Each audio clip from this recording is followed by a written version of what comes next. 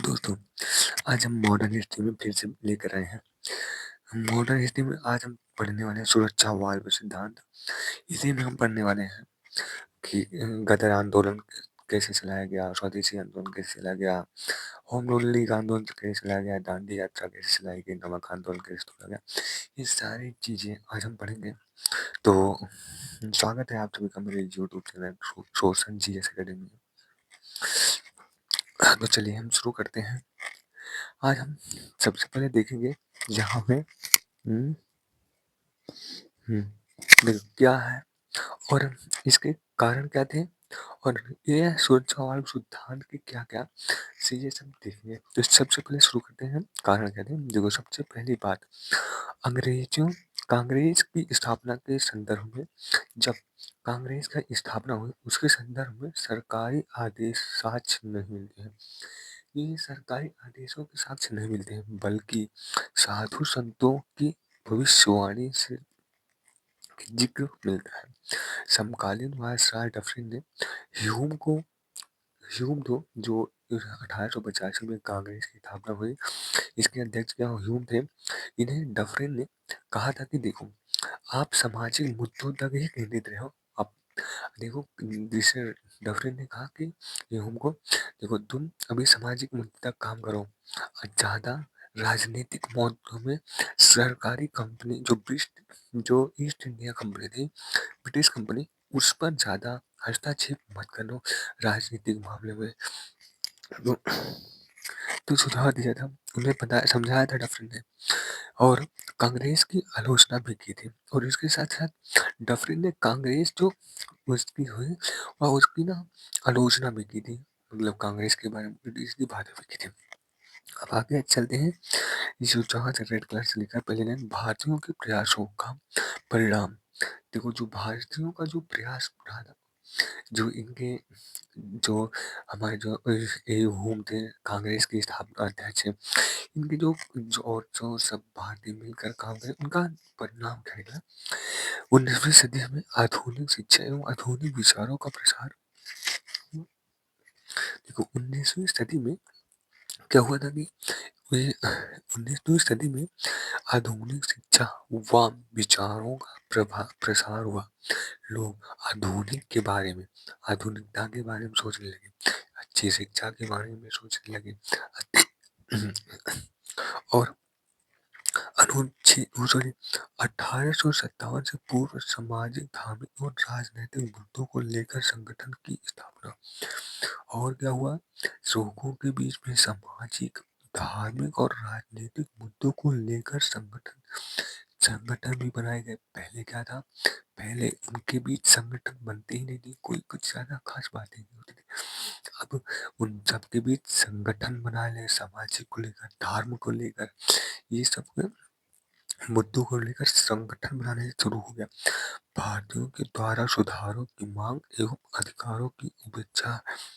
भारतीयों के मन में अब राजनीतिक मामले जो था, अब उन्हें जो ब्रिटिश कंपनी थी, ब्रिटिश सरकार थी, अब उससे यह उम्मीद लगाने लगी कि हमारा भी सुधार होगा, हमारे देश का भी सुधार होगा। अब ये जो अगर हम जब किसी से उम्मीद लगाएंगे कि ये सही करेगा, तो हम कब तक उम्मीद लगाते रहेंगे। धीरे धीरे एक समय ऐसा आएगा कि हम उम्मीद लगाते लगाते हम आंदोलन पर उतर आते हैं। तो वही परिणाम भी निकला। भारतीयों के द्वारा सुधारों की मांग एवं अधिकारों की उपेक्षा थी। 19वीं सदी के उत्तरार्ध में स्वशिक्षित भारतीयों की स्वेच्छा में वृद्धि और सरकार के प्रति आक्रोश बढ़ता गया। 19वीं सदी में सरकार के प्रति भारतीय लोगों का आक्रोश मतलब क्रोध बढ़ता गया। मतलब सरकार, यहाँ भारतीय लोग सरकार से, जो ब्रिटिश कंपनी थी उससे यह उम्मीद लगा रही थी कि हमारे हमारे अंदर से सुधार किया जाएगा, हमारे देश में हमारे लिए कुछ सुधार सुधार होगा। लेकिन यह सुधार करने के बाद जाए और मामला बिगड़ता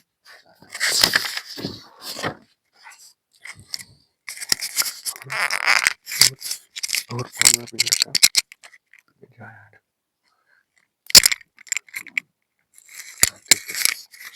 अब देखो कहाँ, देखो कहाँ ये देखो देखो कहा था 1905 से लेकर 1905 से 7 गरम दल के उदय के कारण थे। क्या थे देखो बोले, अब 1905 से 5 या 7 में गदर आंदोलन के उदय के कारण थे। अब देखो धीरे धीरे गदर आंदोलन जो सॉरी गरम दलीय आंदोलन थे, अब उन जो गर्म दलीय थे अब उनका खून खौलेगा। अब जब उनका खून खौलेगा तो धीरे धीरे अब ये ना उनके जो गर्म दलीय लोग थे ना नेता, अब उनके अंदर धीरे धीरे आक्रोश बढ़ता जा रहा है, क्योंकि उनके मांगों जो उनसे सरकार से जो उम्मीद थी, जो उनका उनसे उम्मीद थी कि ये सरकार ब्रिटिश सरकार अच्छा काम करेगी हमारे लिए, लेकिन वो काम करने अच्छा काम करने के बजाय और उस पर दबाव बनाती जा रही थी। बंगाल विभाजन के कारण स्वदेशी आंदोलन, बंगाल विभाजन जैसे हुआ स्वदेशी आंदोलन भी अब प्रारंभ होना शुरू होगा। नरम दल एवं गरम दल में आपसी मतभेद तथा 1907 में कांग्रेस का विभाजन, इसके साथ 1907 में आपसी मतभेद के कारण गरम दल और नरम दल दोनों अलग हुए। अब अलग हो जाएंगे तो गरम दल अपने काम के हिसाब से काम करेगा और नरम दल अलग अपने हिसाब से। 1907 से 1915 में क्रांतिकारी राष्ट्रवाद का प्रचार। अब देखो पहले ध्यान देखो गदर आंदोलन क्या, गरम दल के उदय के कारण क्या थे, सरकार से निराशा एवं असंतोष, विभिन्न कारणों से सरकार के प्रति बढ़ता असंतोष राष्ट्रीय राजनीतिक एवं कांग्रेस के गरम दल व उग्र राष्ट्रवाद व उदय का कारण बना। नरम दलीय नेतृत्व के द्वारा सरकार से राजनीतिक आर्थिक सुधार की अपेक्षा कर रहे थे, लेकिन सरकार नहीं सुधरी। मतलब यहाँ पर देखो हमारे जो हमारे भारतीय थे वो सरकार से यहाँ उम्मीद कर रहे थे, जहाँ से देखो जहाँ तक वो सरकार से यह समझ रही थी कि सरकार हमारे लिए कुछ अच्छा काम करेगी, हमारे लिए कुछ सुधार करेगी। तो अब देखो सरकार सुधार करने के बजाय अब हमारे पर और नियंत्रण दबा रही थी, और अधिक कर के माध्यम से और अधिक जो मनमानी कृषि करवा रहे थे, जो मन होता होता उसे कृषि बढ़ा रहे थे। यहाँ तक जब सूखा पड़ गया था उस समय सरकार को छूट देनी चाहिए कर में, तो उस और अधिक बढ़ा रहे थे। तो सोचिए अब उनको गुस्सा कैसे बढ़ रहा है लोगों के, भारतीयों के बीच। नरम दलीय नेतृत्व के द्वारा सरकार से राजनीतिक आर्थिक सुधार की अपेक्षा करते रहे, लेकिन सरकार नहीं सुधरी। सरकार न केवल सुधार कर रही थी बल्कि दिए गए अधिकारों को छीन भी रही थी। ध्यान से पढ़ना, पॉइंट टू द नोटेड। ध्यान से यहाँ पर सरकार न केवल सुधार कर रही थी बल्कि दिए गए अधिकारों को छीन भी रही थी। कौन कौन से अधिकार? 1919 में कलकत्ता नगर निगम पर सरकार ने नियंत्रण बढ़ा दिया गया। सन 1919 में कलकत्ता नगर निगम पर सरकारी नियंत्रण, अब ब्रिटिश सरकार और उन नगर निगम पर और नियंत्रण बढ़ा दी। यहाँ पर और सन 1904 में कलकत्ता विश्वविद्यालय पर नियंत्रण और ऑफिशियल सीक्रेट एक्ट के तहत द्वारा प्रेस पर नियंत्रण। देखो विश्वविद्यालय पर नियंत्रण 1904 और 1904 में ही प्रेस यानी जो न्यूज कंपनियां थी उस पर भी नियंत्रण। मतलब जो भारतीय न्यूज कंपनियां थी वो अपने वो सरकार के भड़काए के खिलाफ, सरकार के खिलाफ न्यूज नहीं बना सकती थी, नहीं लिख सकती थी। समझो अब यहाँ पर 1980 अकाल के द्वारा 1980 में 1980 में अकाल के द्वारा सरकार ने कोई राहत नहीं दी, इससे भी लोगों का आक्रोश बढ़ता गया। अब देखो जब 1980 के दशक में 1980 के दशक में जब अकाल आया था, अकाल मतलब कि सूखा पड़ा था, उस समय सरकार को उस समय जो सरकार थी, सरकार को ना लोगों को प्रति जो कर था वो उसे और कम कर देना चाहिए, लेकिन उस समय कम करने के बजाय सरकार और कर बढ़ा रहे थे। अब इससे भी लोगों में और आक्रोश बढ़ता गया। फैक्ट है, फैक्ट है। नगर गरम दली कार्यशैली, और गरम दल के उद्देश्य दूसरा कारण क्या था, नरम दली कार्यशैली। देखो क्या थे, जो नरम दल के लोग थे ना, जो नरम दल के लोग थे ना, वो गांधीवादी विचारधारा थे। जैसे वो सोचते थे कि हम अपना काम करते रहेंगे, सरकार एक दिन खुद बनाए के कुछ भी कहेगी, अपन कुछ छोड़ते हैं। लेकिन सरकार, लेकिन यही बात से जो गरम दल था वो ना गुस्सा होता था कि गरम दल को पता था कि ये सरकार बहुत ही ऊपर है, ये साला सरकार को दिया, सरकार ने साले कुछ तेजी से ब्रिटिश वाले, ये खुद से काम नहीं करने वाले, दया भाव के अंदर ये चाहे तो खुद भी बॉर्डर में भारतीयों का खून निकाल के लेके चली जाए। लेकिन ये नहीं समझ रहे इनका काम। लेकिन जो गरम दल थे वो समझते थे, लेकिन नरम दल वो सिर्फ जानते थे, वो सोचते थे कि खुद कभी ना कभी सुधार करेंगे भारतीयों के। इन कारणों से भी गरम दल का उदय हुआ है। शिक्षा का प्रसार, शिक्षा का प्रसार प्रसार बढ़ता गया और शिक्षित बेरोजगार, शिक्षा का प्रसार बढ़ता और शिक्षित बेरोजगार में वृद्धि हुई। मतलब देखो, शिक्षा धीरे धीरे लोग जागरूक होते गए, अब वो शिक्षित होते गए, जब वो शिक्षित होते गए तो समझदार होते गए, समझदार होते गए तब उन्हें रोजगार चाहिए, रोजगार भारत में है नहीं, पूरा रोजगार पर ब्रिटिश कंपनी लेकर बैठी है, कहाँ भारतीयों को रोजगार मिलेगा। लोगों के आक्रोश बढ़ता गया, इसके कारण भी अंतरराष्ट्रीय घटनाएं।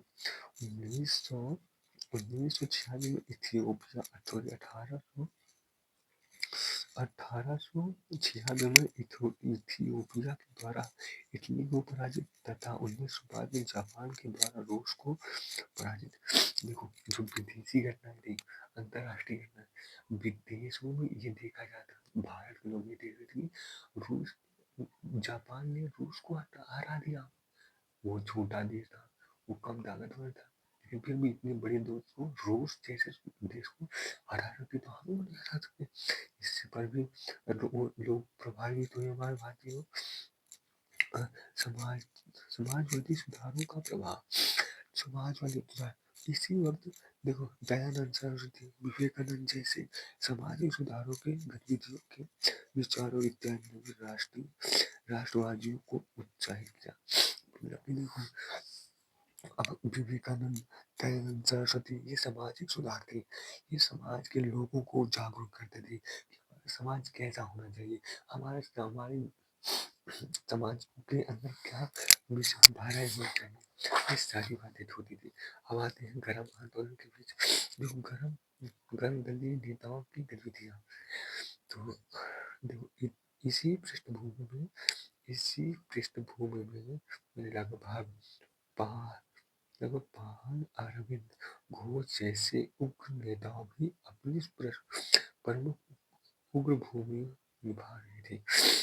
तो यार अभी तक थोड़ा सा यही तक आज खत्म करते हैं, इसके बाद में देखें। अब इसके आगे फैक्ट आने वाला है यहाँ से, जैसे कि 1893 में गणेश उत्सव का मनाया गया था, 1885 में शिवाजी जयंती की शुरुआत की गई। थोड़ा सा चैनल को सपोर्ट करो, लाइक करो, सब्सक्राइब करो, तो हम और भी अच्छे से पढ़ाने और थोड़ा व्यूज नहीं आता तो मजा भी आता है। थोड़ा सपोर्ट करने की कोशिश करूँ, मैं पूरा हिस्ट्री, पॉलिटिक्स, ज्योग्राफी पढ़ूँ, सब जगह आपको दिखा दूँ। जैसे ये है स्वदेशी आंदोलन, देखो स्वदेशी आंदोलन, ये है स्वदेशी आंदोलन। अब देखो कैसे पढ़ेंगे, शिक्षा, स्वदेशी आंदोलन का प्रभाव कहाँ था, शिक्षा पर क्या प्रभाव, भाषा पर क्या प्रभाव, साहित्य पर क्या प्रभाव, उद्योग पर क्या प्रभाव, कला पर क्या प्रभाव पड़ा, स्वदेशी आंदोलन। इसके बाद हम देखते हैं, देखो देखो कहा गया, इसकी गतिविधियां, स्वदेशी आंदोलन के कारण क्या थे, सामाजिक सुधार आंदोलन के स्वदेशी आंदोलन असफल क्यों हुआ, ये सब देखो, ये सब चीजें मैंने पूरा लिख कर रखी है। देखो अब यहाँ पर यहाँ पर राष्ट्रीय आंदोलन के कारण, अब यहाँ पर आएगा क्या बोलते हैं, गया देखो, क्रांतिकारी राष्ट्रवाद, होम रूल लीग आंदोलन, या और यहाँ पर गदर आंदोलन, ये सब देखो एक एक पॉइंट दिखाता हूँ। गांधी जी का या गांधी जी राष्ट्रीय आंदोलन, यहाँ देखो, अब देखो यहीं पर सब चीज एक पॉइंट को लिख कर रखा हुआ है। भारत आंदोलन चंपारण, ये देखो ये है चंपारण सत्याग्रह, कहाँ पे ये मुद्दा क्या था, घटनाक्रम क्या थी, और ये सब चीजें पूरा लिखा हुआ है। खेड़ा या खेड़ा सत्याग्रह, क्षेत्रीय आंदोलन का महत्वपूर्ण क्या था, रालेक्ट कानून और रालेक्ट सत्याग्रह क्या था। देखो यहाँ पर जलियांवाला बाग, ये है जलियांवाला बाग हत्याकांड, खिलाफत आंदोलन, और हो गया यार देखो, और ये देखते हैं संवैधानिक सुधार, और यहाँ पर कांग्रेस और असहयोग आंदोलन, इसी को असहयोग आंदोलन क्या कहते कर रहे, और यहाँ पर ऐसा कहा गया, और देखते हैं सब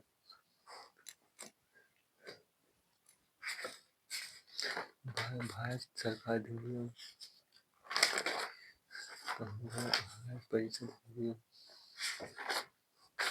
ये सब था। देखो देख लो स्वराज पार्टी की उपलब्धियां, और परिवर्तन विरोधी साइमन आयोग का विरोध, नेहरू रिपोर्ट में ये सब चीजें थी।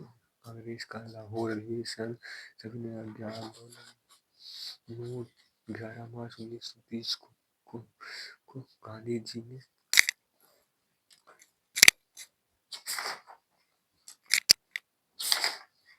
देख रहे हैं सविनय, ये सब थी। ये आज के लिए बस इतना ही।